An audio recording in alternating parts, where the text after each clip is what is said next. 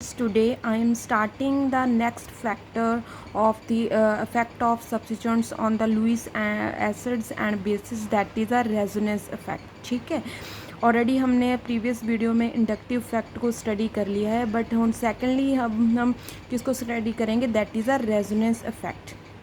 तो उसके लिए हम जो इसमें एग्जांपल यूज़ कर रहे हैं, that is boron trihalides, that is acting as a Lewis acid because boron have a 6 of electron. उसको अपना ऑक्टेट कंप्लीट करने के लिए कितने इलेक्ट्रॉन्स की रिक्वायरमेंट है, that is 2 electron, that required 2 electrons. ठीक है, तो इसीलिए हम because it is electron deficient, that means have ability to accept a pair of electron, so boron trihalide that is acting as a Lewis acids. ठीक है, अब हम उसको रेजोनेंस इफेक्ट के थ्रू इस एग्जांपल को स्टडी करेंगे.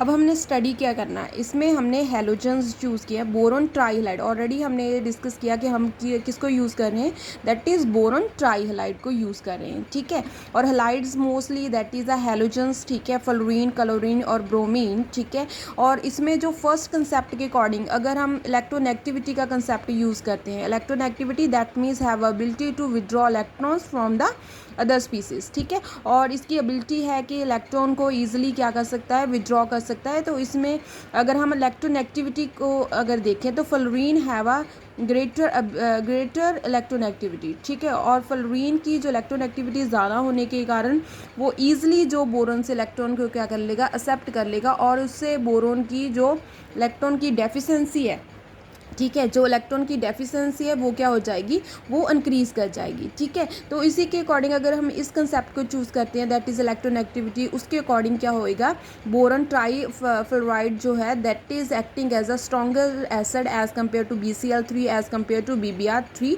Because it have high electronegativity, और इसकी इलेक्ट्रोनेगेटिविटी ज़्यादा होने के कारण वो ईजिली इलेक्ट्रॉन विदड्रॉ कर लेगा बोरन से, और बोरन की इलेक्ट्रॉन डेफिशिएंसी इंक्रीज़ करेगी, तो ऑब्वियसली उसकी एसिडिक स्ट्रेंथ इंक्रीज़ करेगी. बट इसमें नॉर्मली आती है, इसमें अगर हम इसको एक्सपेरिमेंटली स्टडी करें, अगर हम इसका जो है एसिडिक स्ट्रेंथ है उसको एक्सपेरिमेंटली स्टडी करते हैं, तो उसके अकॉर्डिंग जो ट्रेंड है दैट विल चेंज. इसमें क्या होगा, BBr3 that is greater acidic strength as compare to BF3. That means कि power to accept electron pair की जो पावर है उसको इलेक्ट्रॉन पेयर को एक्सेप्ट करने की वो सबसे ज़्यादा किस में है, that is BBr3 as compare to BF3. तो इस एनॉमलस करैक्टर को हम किस तरीके से एक्सप्लेन कर सकते हैं, that is on the basis of resonance stabilisation. इसमें हम क्या करेंगे, रेजोनेंस स्टेबलाइजेशन के अकॉर्डिंग हम एक्सप्लेन करेंगे कि BBr3 जो है उसका जो एसिडिक करैक्टर है वो क्यों इंक्रीज़ करता है एज़ कम्पेयर टू BF3. और उसमें जो सेकंड कंसेप्ट आता है दैट इज़ बैक बॉन्डिंग. ठीक है, इसमें क्या है कि जब भी बॉन्ड की फॉर्मेशन होगी, अगर अब हम बात करें बोरोन और फ्लोरीन की, इसमें बॉन्ड की फॉर्मेशन हो रही है, तो उसके अकॉर्डिंग अगर हम वैसे बात करते हैं तो इलेक्ट्रोनेगेटिविटी फ्लोरीन की ज़्यादा होने के कारण वो ईजिली बोरोन के इलेक्ट्रॉन्स अपनी तरफ क्या कर लेगा, विड्रॉ कर लेगा. ठीक है, दैट मीन्स उसने इलेक्ट्रॉन विड्रॉ कर ले. बट बैक डोनेशन का मतलब क्या है कि उसने क्या करना है कि जो फ्लोरीन है that have a field orbitals. ठीक है, अब फ्लोरीन के फील्ड ऑर्बिटल हैं और बोरोन के वेकेंट ऑर्बिटल हैं. ऑब्वियसली जो बैक बॉन्डिंग कहाँ से होगी, फील्ड ऑर्बिटल से वेकेंट ऑर्बिटल की तरफ. ठीक है, तो दैट मीन्स बैक बॉन्डिंग. ठीक है, इसमें सबसे पहले बोरोन से इलेक्ट्रॉन फ्लोरीन की तरफ गए, अब जो फ्लोरीन है उसकी तरफ से जो इलेक्ट्रॉन है कहाँ पर गए, बोरोन की तरफ. ठीक है, that is a back bonding concept. That इस फैक्टर से हम, इस कंसेप्ट से हम इजीली एक्सप्लेन कर पाएंगे कि जो BBr3 है that is a stronger acid as compare to BF3.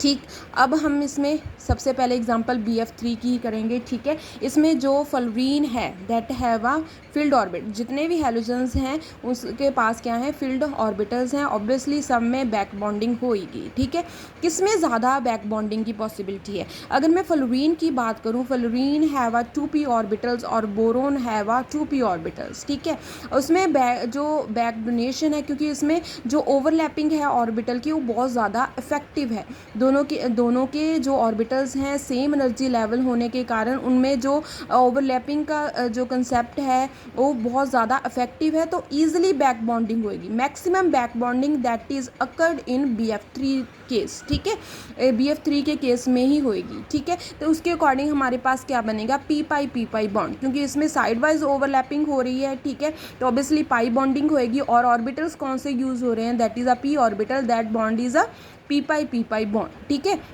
और इसी के अकॉर्डिंग ये एक्वायर कर लेगा double bond character. Already fluorine ने जो बोरॉन है उसने फ्लोरीन को इलेक्ट्रॉन दे ऑलरेडी एक बॉन्ड बना लिया। दूसरा क्या है कि फिल्ड ऑर्बिटल्स हैं वो वेकेंट ऑर्बिटल को इलेक्ट्रॉन्स दे रहे हैं, तो obviously that acquiring a double bond character, ठीक है। और बाकी की 3 फ्लोरीन भी सेम रोल प्ले करेंगी, ठीक है।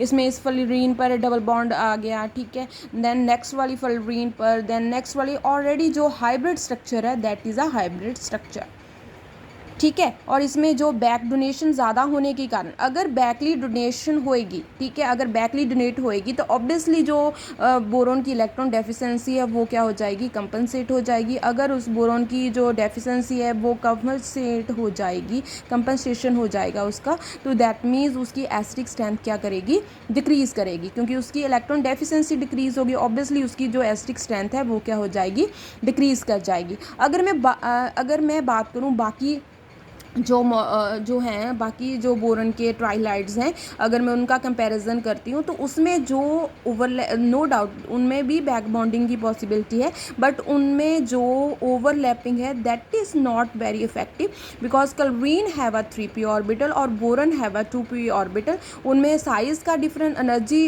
लेवल का डिफरेंस होने के कारण, उनके पास जो इफेक्टिवली ओवरलैपिंग ना होने के कारण उनमें जो बैक बॉन्डिंग की पॉसिबिलिटी है वो फ्लोरीन के केस से थोड़ी सी कम होगी। अगर BBr3 की बात करूं, इसमें 4p ऑर्बिटल किसका यूज़ हो रहा है, Br का, और बोरॉन का सिर्फ 2p ऑर्बिटल है। तो इसमें भी क्या है कि एनर्जी लेवल का डिफरेंस होने के कारण उनमें जो साइड वाइज जो ओवरलैपिंग है वो इतनी ज़्यादा इफेक्टिव नहीं है, तो ऑब्वियसली वो इतना ज़्यादा कंपनसेट नहीं होगा। मतलब बोरॉन जो है इतनी ज़्यादा उनमें बैक बॉन्डिंग नहीं पॉसिबल है। अगर बैक बॉन्डिंग इतनी ज़्यादा इफेक्टिव नहीं है तो दैट मीन्स वो कंपनसेशन जो है इलेक्ट्रॉन डेफिशिएंट बोरॉन का वो भी कम होगा, दैट मीन्स उसकी इलेक्ट्रॉन डेफिशिएंसी क्या होगी, ज़्यादा होगी एज़ कम्पेयर टू BF3। यहाँ पर मैक्सिमम ओवरलैपिंग होने के कारण बैक बॉन्डिंग भी सबसे ज़्यादा है, मतलब बैक डोनेशन भी सबसे ज़्यादा है, और इसमें कंपनसेशन होने के कारण जो इलेक्ट्रॉन डेफिशिएंसी है वो क्या हो जाती है, डिक्रीज़ हो जाती है। तो उसके अकॉर्डिंग जो उसका एसिडिक करैक्टर है वो क्या हो जाता है, डिक्रीज़ हो जाता है। बट अगर BBr3 की बात करूँ तो उसमें जो इतनी ज़्यादा इफेक्टिवली ओवरलैपिंग ना होने के कारण बैक डोनेशन भी कम होती है, और उसके अकॉर्डिंग जो एसिडिक स्ट्रेंथ है दैट ऑल्सो भी इंक्रीजेस, ठीक है। और इलेक्ट्रॉन डेफिशिएंसी कम नहीं होती इसमें, इस केस में इतनी ज़्यादा कंपनसेशन ना होने के कारण इलेक्ट्रॉन जो डेफिशिएंसी है वो ज़्यादा ही रहती है, ठीक है। और उसी के अकॉर्डिंग एसिडिक स्ट्रेंथ क्या हो जाती है, इंक्रीज हो जाती है। That is all about the concept of resonance effect, that is very very important. Generally paper में क्या होगा, जनरली जब भी एग्ज़ाम आएंगे तो उसमें जनरली ट्रेंड दिया होगा, और आपको इस मेथड को इस ट्रेंड को एक्सप्लेन करना है। तो उसमें हम रेजोनेंस का कंसेप्ट लगाएंगे। रेजोनेंस की कंसेप्ट और बैक बॉन्डिंग के अकॉर्डिंग हम इसको ईजिली एक्सप्लेन कर सकते हैं। That is very very important topic. Thank you so much.